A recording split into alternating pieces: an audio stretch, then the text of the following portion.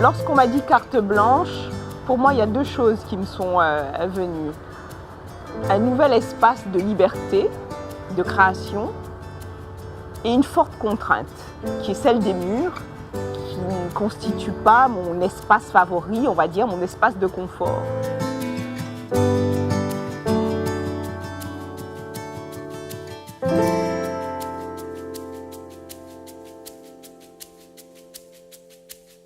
Quand j'ai besoin de sortir du tourbillon du monde dans lequel je vis, c'est un peu une base de repli pour moi, la nature.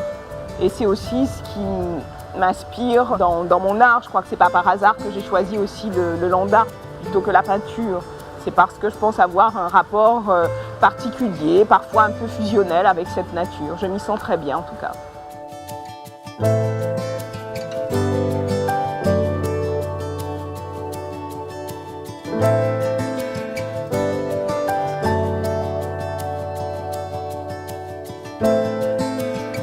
L'argile a quelque chose d'originel pour moi. Et puis à travailler, elle a un contact très particulier. Elle garde tout le temps la trace de tout.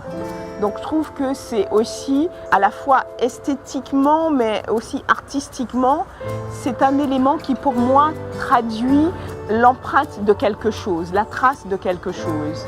Et la travailler et voir ces différentes couleurs aussi, parce qu'il y a différentes couleurs d'argile, pour moi c'est une matière qui parle d'elle-même. Le fait qu'elle se craquelle en séchant, pour moi c'est la trace du temps. Donc elle est très expressive comme matière.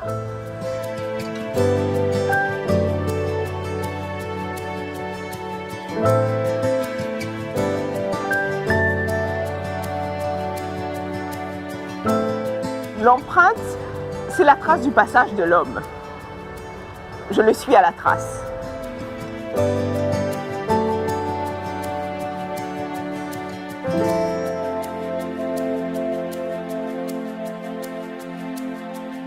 Je sais que moi, j'ai un engagement, en tout cas, qui me tient à cœur. C'est d'abord un engagement humaniste. Et j'essaie en tout cas de porter, mais pas que dans mon art, mais voilà, dans ce que je suis, dans ce que je fais chaque jour, en tout cas des valeurs humanistes, parce que ça me semble important, surtout dans le monde dans lequel on vit aujourd'hui, qui en manque beaucoup.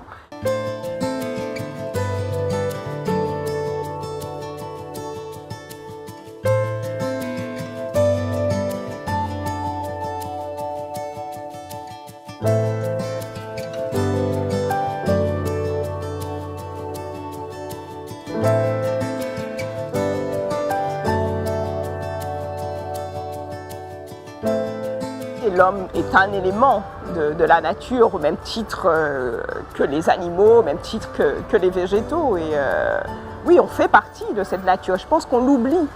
On a l'impression que parfois, beaucoup de gens sont coupés et oublient qu'ils ne sont qu'un maillon de cette chaîne, de cette chaîne magnifique. Mais ils ne sont qu'un maillon. Sauf que c'est vrai que l'homme a cette part d'ombre. Et il y a des périodes dans l'histoire où on a l'impression que l'ombre gagne. Et je trouve qu'en ce moment, on vit une période où l'ombre gagne. Et il faut redoubler de vigilance pour que ça ne se poursuive pas. Il faut réagir, il faut agir pour qu'elle ne continue pas à gagner. Je pense que la part de lumière de l'humanité devrait en tout cas prendre le pas sur cette part d'ombre.